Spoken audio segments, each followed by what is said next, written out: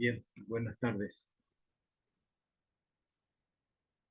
Hoy voy a estar un poquito más temprano de lo normal, porque tengo una reunión pendiente y me coincide con el horario de clase, pero con la salvedad y la suerte de que las clases se pueden grabar para luego ustedes abrir nada más el video. Por suerte tenemos ese, ese espacio, ¿ok?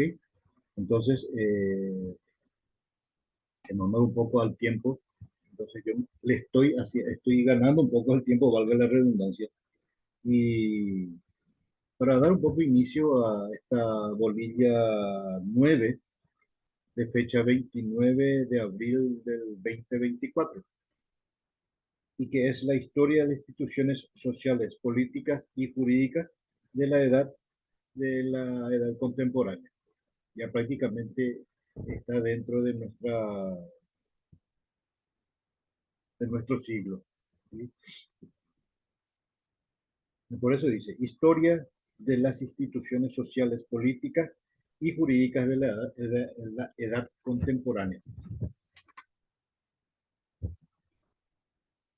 En su primera parte vemos un poco lo que fue los antecedentes del desarrollo y consecuencias de la Constitución de las Naciones Unidas. Primeramente dice Revolución Americana, pero eso no significa que es la revolución de Norteamérica, del país del norte. No, estamos hablando de América.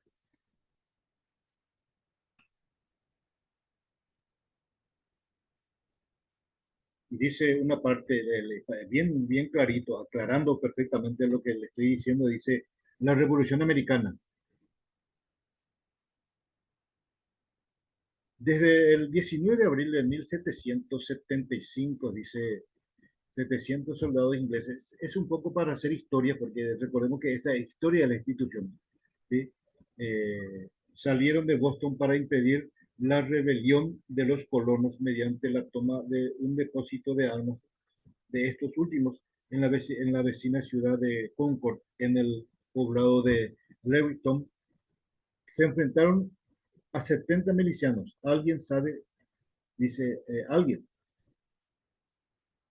Nadie sabía quién abrió fuego y la guerra de independencia comenzó. Los ingleses fácilmente tomaron a Lewiston y Concord, pero a su regreso hacia Boston fueron hostilizados por cientos de revolucionarios de Massachusetts, que para junio ya tuvieron 10.000 soldados coloniales que habían sitiado Boston, y los británicos se vieron forzados a evacuar la ciudad en marzo de 1776.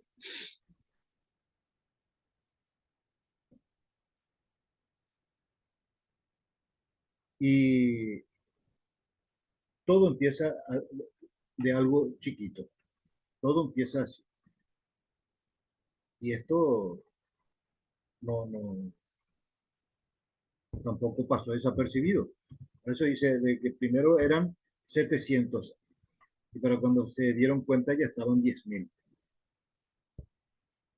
En mayo de 1775, un segundo Congreso Continental, dice, se reunió en Filadelfia y comenzó a asumir las funciones del gobierno nacional. Creó un ejército y una marina continentales bajo el mando de George Washington, un hacendado virginiano y veterano de la guerra francesa e indígena.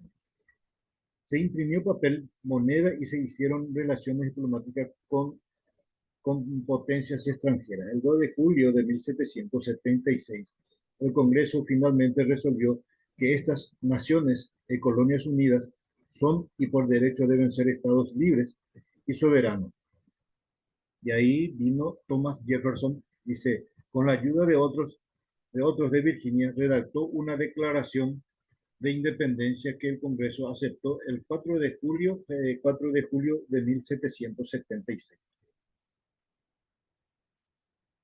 Y dice que en su declaración dice una defensa pública de la guerra de independencia, incluida una larga lista de quejas contra el soberano inglés Jorge III, que era el que gobernaba. Recordemos que los Estados Unidos, antes de independizarse, era prácticamente una colonia inglesa.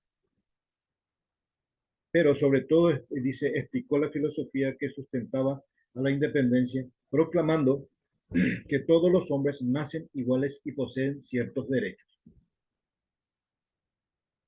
Poseen ciertos derechos inalienables, entre ellos la vida, la libertad y la búsqueda de la felicidad. Que los gobiernos pueden gobernar solo con el consentimiento de los gobernados, que cualquier gobierno puede ser disuelto cuando deja de proteger los derechos del pueblo.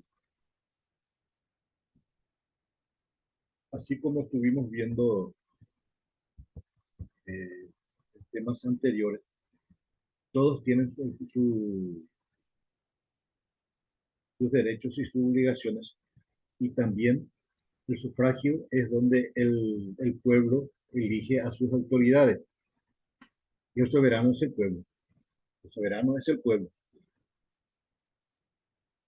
Al principio la guerra fue desfavorable por los colonos. Los británicos tomaron la ciudad de Nueva York, dice, en septiembre de 1776 y Filadelfia un año después. Las cosas empezaron a cambiar en octubre de 1777 cuando un ejército británico bajo el mando, perdón, del general John Bouillorney se rindió en Saratoga, en el norte del estado de Nueva York, alentando por esa victoria. Francia aprovechó la oportunidad de humillar a Gran Bretaña, su enemiga tradicional. En febrero de 1778 se firmó una alianza franco-americana. Pese a sus escasas provisiones y limitaciones, adiestramiento, las tropas coloniales pelearon bien en general, pero podría haber perdido la guerra si no hubiera recibido ayuda del erario francés y de la poderosa marina francesa. Y así fueron actuando, fueron haciendo un poco, viendo lo que es, y vamos a ir viendo un poco más. Todo esto es lo que fue la independencia.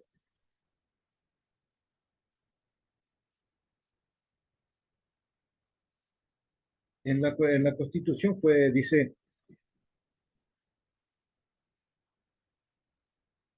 la Constitución fue aceptada en 1788, pero solo después de muchas amargas discusiones. Muchos colonos temían que el gobierno central poderoso aplastara la libertad del pueblo, y en 1791, dice, se agregaron a la Constitución 10 enmiendas. La Declaración de Derechos.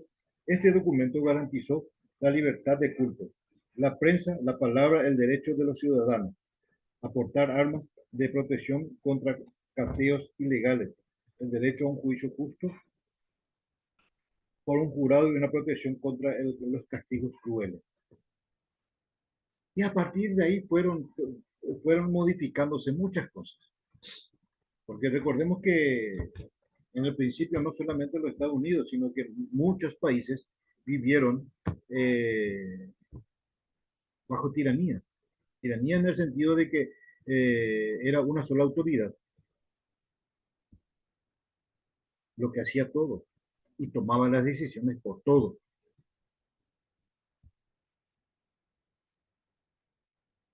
La Constitución dejó establecida una forma de gobierno federal con facultades divididas entre los gobiernos federales y estatales.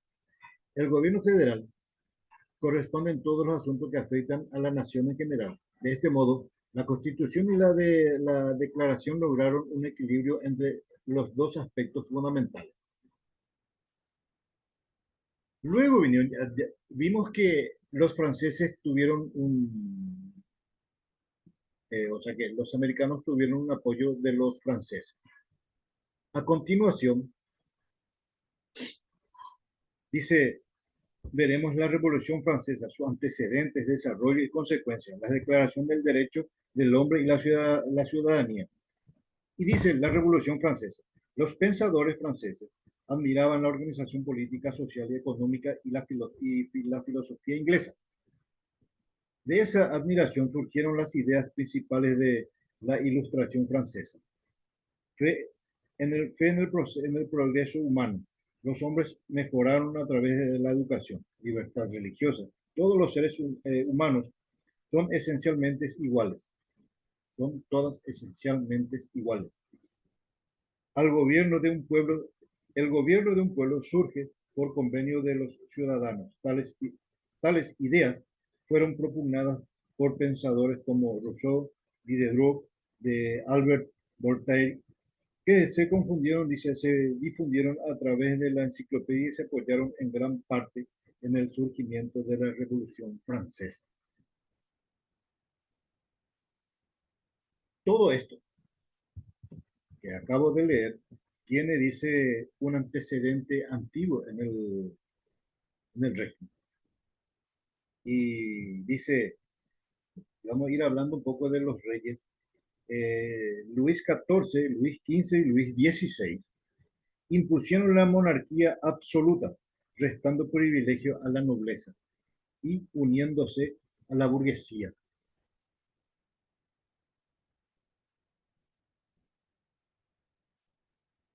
Porque yo me pongo en el lugar de ellos y digo, bueno, yo me voy a poner la camiseta del pueblo.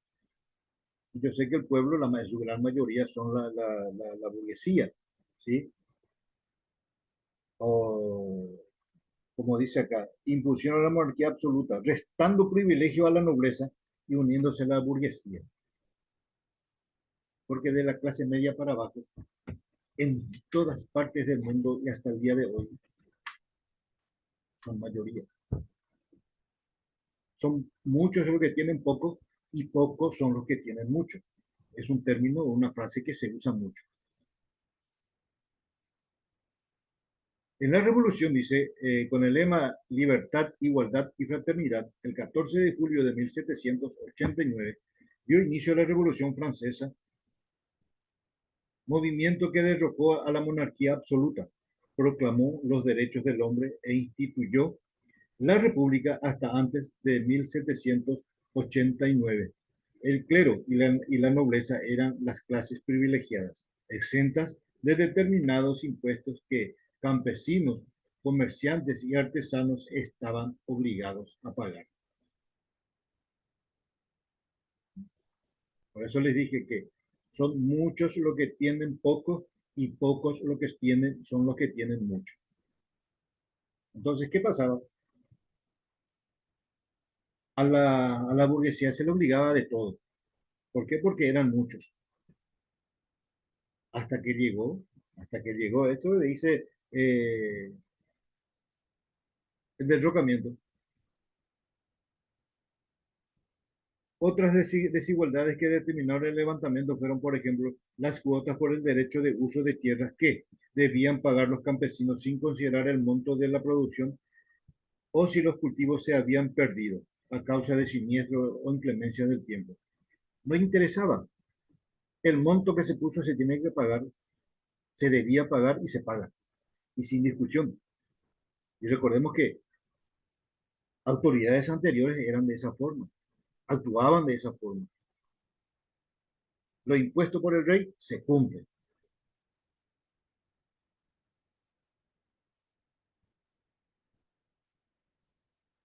Además de las cuotas que debían pagar al rey, dice, y a la nobleza, los campesinos debían también cumplir con compromisos económicos con la iglesia. La manifestación de descontento fue resultado de muchos años de silencio del pueblo ante la evidente dispendio de los tesoros de Francia, en la extravagancia de Luis XIV y sus sucesores, el apoyo económico que se otorgó a los estados de Norteamérica para obtener su independencia y la frivolidad de María Antonieta fueron los últimos golpes dados a la tolerancia popular.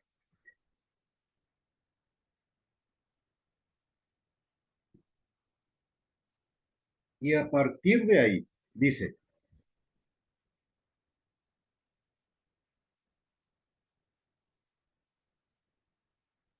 el 5 de mayo de 1789 se reunieron los estados generales, la nobleza, el clero y el pueblo, y se erigieron la Asamblea General Constituyente y se declaró y dejó claro que solo el pueblo y no el rey tenía el poder de decisión. Lo que es hoy tiene el pueblo el poder de decisión. ¿Por qué digo que tiene el pueblo? Porque por el sufragio es el pueblo el que hace.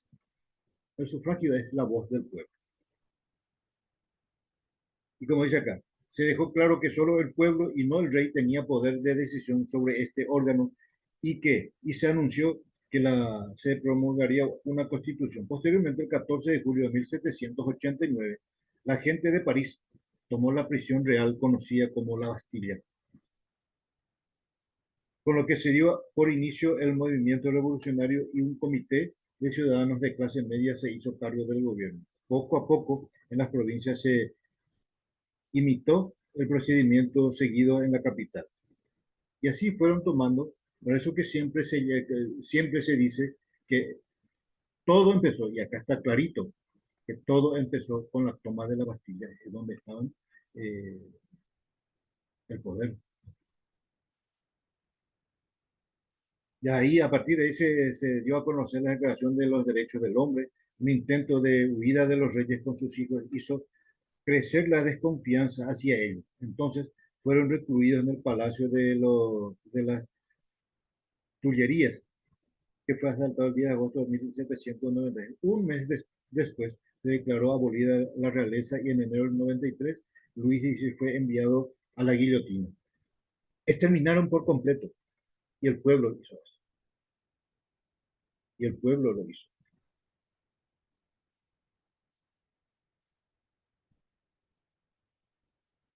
La Revolución Francesa pudiera inmiscuir a España en una guerra que no estaba en condiciones de emprender, dice. La Revolución Francesa se limita a realizar las ideas ya elaboradas, por ejemplo, la doctrina de la división de los poderes de Montesquieu, la toma de la historia inglesa, la igualdad de los hombres ante la ley, es un concepto elaborado por la filosofía racionalista, racionalista e imperialista anterior. Así como la independencia de los Estados Unidos inspiró a Francia, Francia también le inspiró a España, dice. Y así fueron,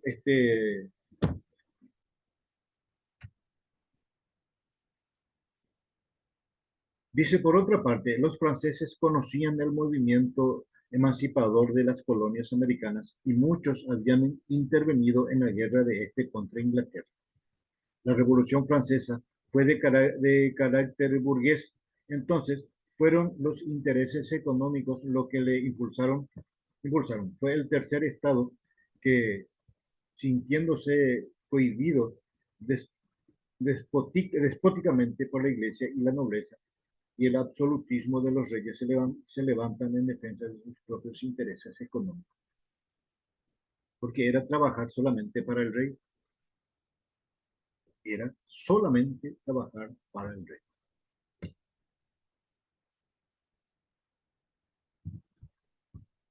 Y recordemos que a partir de la toma de la Bastilla ya aparece Napoleón.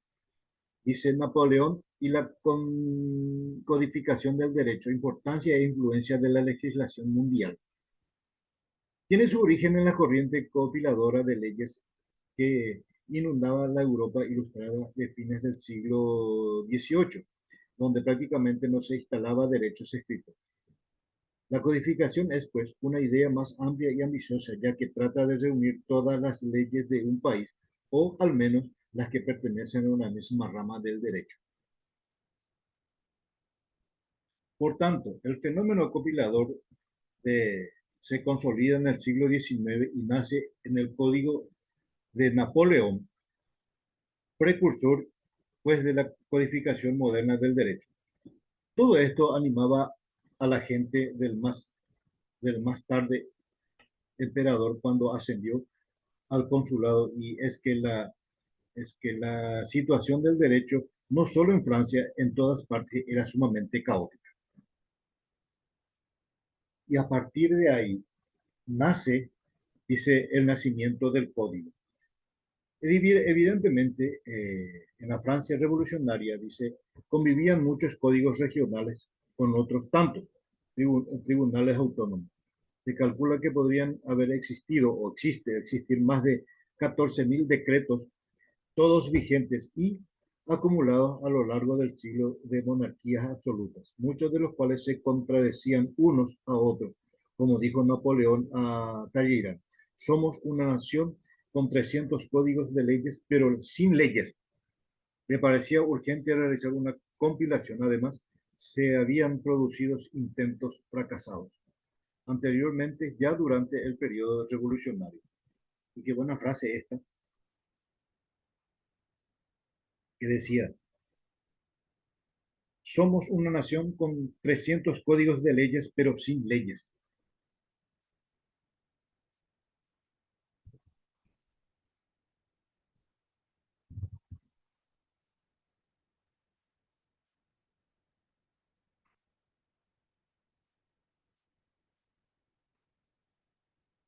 Luego vienen, dice, los principios del código,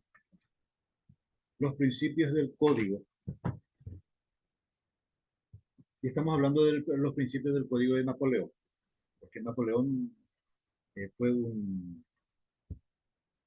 gran estadista, que luchó mucho por el pueblo también.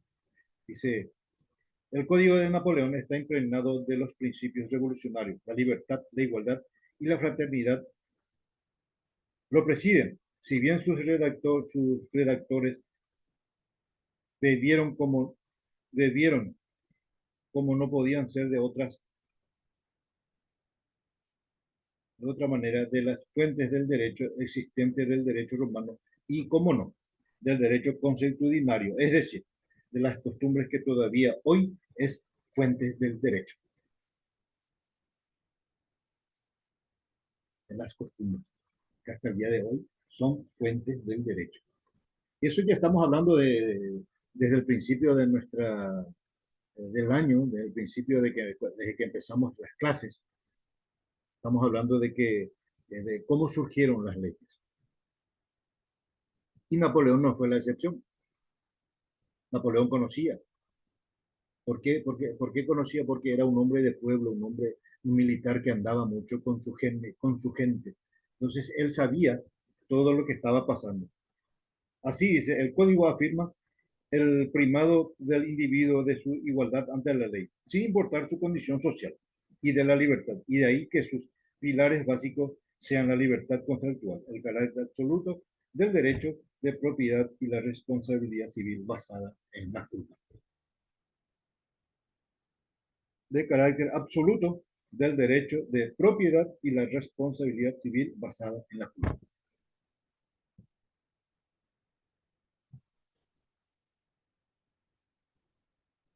El matrimonio, dice, se sustrae a la Iglesia adquiriendo un carácter laico y fundado por el contrato. Podemos apuntar aquí, a modo de anécdotas, que Napoleón fue el primer hombre en casarse por poderes. María Luisa de Austria compartió su boda con la espada del emperador, que estaba allí en su representación. Igualmente, se sustraen a la Iglesia las labores del registro civil y se crean y regulan el primer registro civil moderno de la historia. Pretendía además unificar el derecho francés acabando con las diferencias territoriales, ya que al norte imperaban las costumbres germánicas, primando el derecho romano en el sur del país.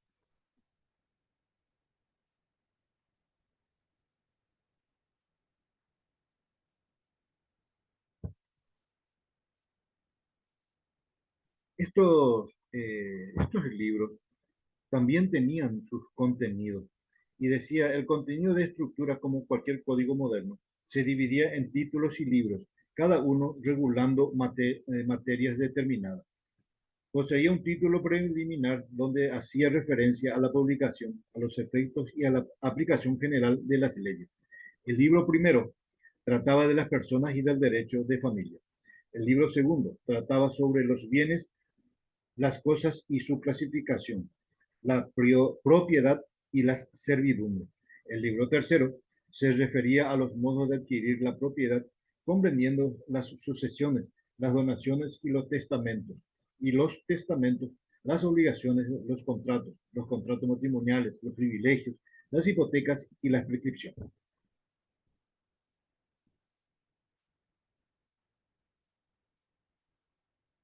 Todo esto, de haber tenido un contenido ya de los libros, de los tres libros, que el libro primero, el segundo, el tercero, estos tres libros, también se estudió la influencia e importancia del Código Napoleónico.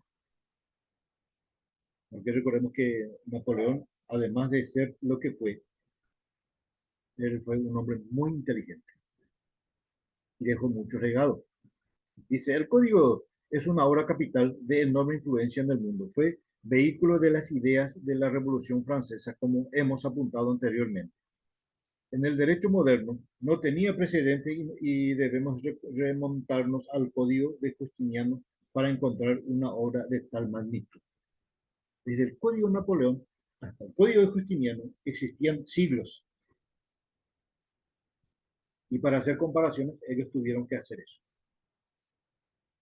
Ir siglos atrás y leer todo eso. Y por eso dice, encontrar una obra de tal magnitud.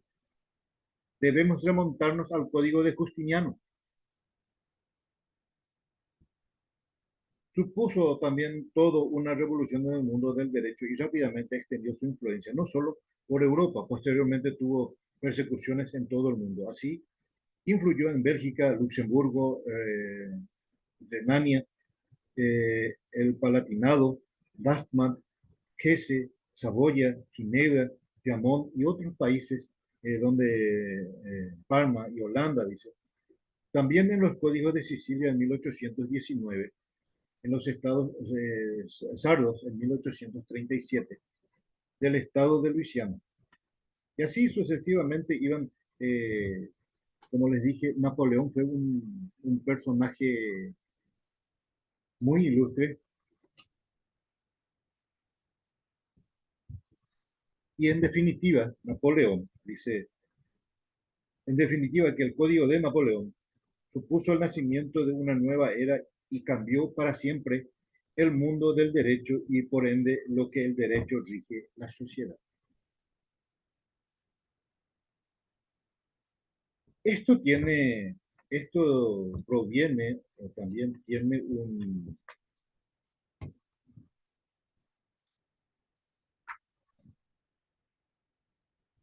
una continuación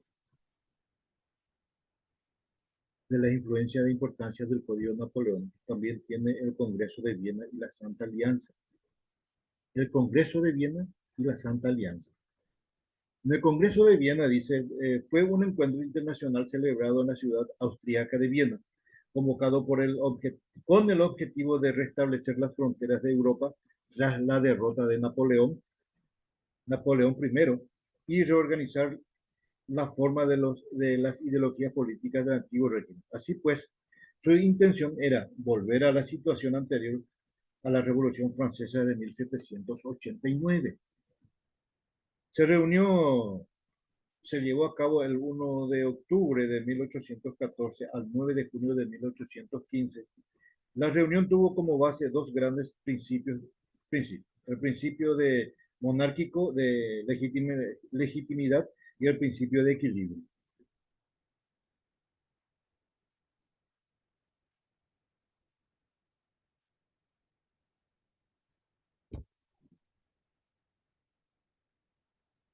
Donde también dice, esto fue convocado por el emperador de Austria, Francisco I, diciendo al final del Congreso, que la nueva Europa era Europa de la restauración,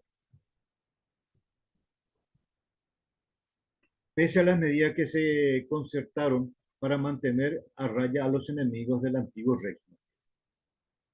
Todo esto tuvo una consecuencia también el Congreso de Viena. Las consecuencias del Congreso de Viena, dice, fue el Estado independiente tras el Congreso de Viena. Rusia se anexiona a parte de Polonia, Finlandia y Besarabia.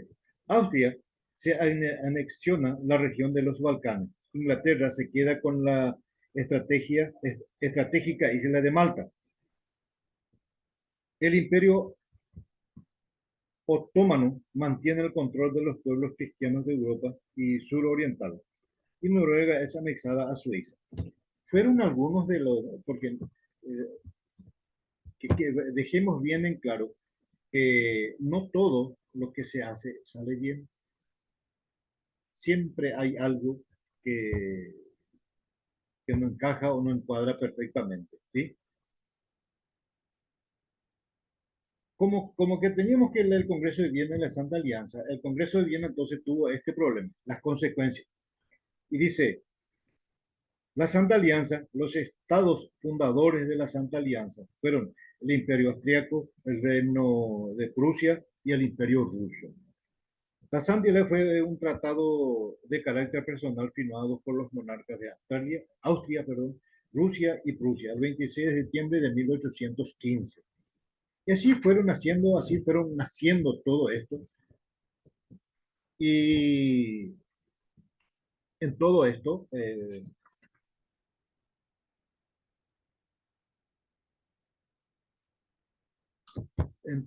se refleja un poco en la historiografía española, sin existir, dice, en ningún archivo. Algunos historiadores españoles, como Jerónimo Becker, consideran que es posible que se trate de una falsificación, mientras que la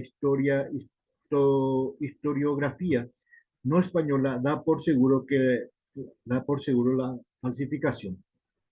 Para Renubin existió al menos el mandato de la Santa Alianza que no de la cuádruple dado el rechazo. Como dije, y como les dije, todo, toda actividad que hacemos en algún momento tiene consecuencias. Puede ir bien hasta la mitad, hasta el 50, 60, 70, 80, 90% puede ir bien. Y ese 10%, 5%, hasta inclusive el 1% puede que haya salido mal. Y en muchos casos es el que más se ve. Los pequeños inconvenientes que se tuvo, los pequeños, eh, los pequeños desperfectos que pudo haber tenido, todo eso. Eso es lo que se ve. No todo lo bueno de lo que se procuró hacer o todo lo bueno que se hizo. Esperando que esta parte de la historia de las instituciones, eh, que como historia eh, sabemos que la historia nunca termina y no va a terminar. Y espero que esto sea de utilidad para ustedes como alumnos, que en algún momento esto les sirva de apoyo en alguna tesis, en algún trabajo que tengan que presentar. Que tengan buenas tardes.